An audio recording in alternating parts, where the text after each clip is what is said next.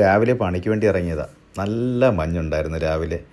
പിന്നെ ഒന്നും നോക്കിയില്ല, അടുത്ത് കണ്ട കടയിൽ കയറി നല്ലൊരു ചായയും കുടിച്ച് കുറച്ച് നേരം അവിടെയൊക്കെ നിന്ന് കറങ്ങിയ ശേഷം നേരെ സൈറ്റിൽ ചെന്നപ്പോഴത്തേക്ക് തടിപ്പണി. നമുക്കാണെങ്കിൽ പണിക്കുന്ന ആൾ വളരെ കുറവായിരുന്നു. പിന്നെ ഒന്നും നോക്കിയില്ല, വണ്ടിയിലൂടെ ഒന്ന് പയ്യനോടെ പിടിച്ച് പയ്യൻ ഐസ നിർത്തി. നമ്മൾ തുടങ്ങിയപ്പോൾ തന്നെ ഒരുപാട് താമസിച്ചായിരുന്നു.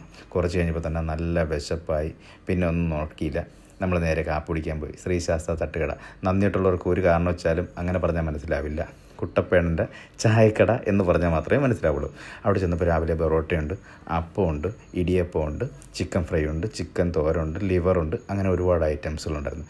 പിന്നെ രാവിലെ തന്നെ ചിക്കനിൽ തുടണ്ടാന്ന് വിചാരിച്ചു. മുട്ടക്കറി വാങ്ങിച്ചു. നല്ല ചൂട് പൊറോട്ടയും ചൂട് മുട്ടക്കറിയും നല്ല ഒരു കട്ടൻ ചായയും. അത് മൂന്നോടെ കൂട്ടി നല്ലൊരു പിടിയങ്ങ് പിടിച്ച്. കാരണം തടിയെടുക്കാനുള്ളതല്ലേ. പിന്നെ റെസ്റ്റൊന്നുമില്ല. ചെന്നുടനെ തന്നെ പണി തുടങ്ങി. കാരണം നല്ല വെയിലായിരുന്നു കേട്ടോ.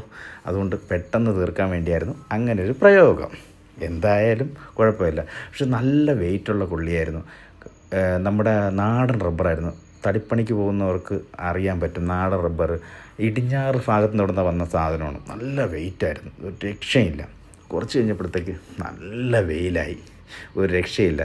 സത്യത്തിൽ അപ്പോഴും ചിന്തിച്ച ഒരു കാര്യം, കാരണം ഒരു കാക്കയെങ്കിലും പറന്നു പോയിരുന്നെങ്കിൽ എന്ന് ചിന്തിച്ചു പോയി. കാരണം അതിൻ്റെ ഒരു തണലെങ്കിലും കിട്ടിയതിന്.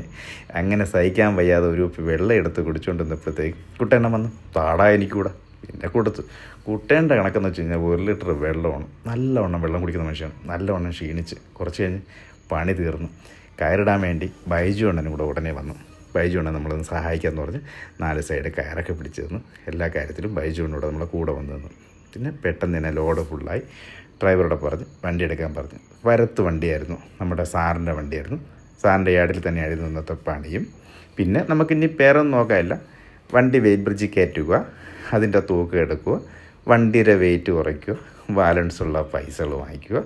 പിന്നെ ഇന്ന് ചോറൊന്നും കഴിച്ചിട്ടില്ല, കാരണം നേരത്തെ തീർത്ത് പോകാമെന്നുള്ള ഐഡിയ എടുത്തു. പെട്ടെന്ന് തന്നെ മാവൻ പൈസ എടുത്തു. അത് കഴിഞ്ഞുകൊണ്ട് തന്നെ എല്ലാവർക്കും വീതിച്ചു സന്തോഷമായി പണി കഴിച്ചു.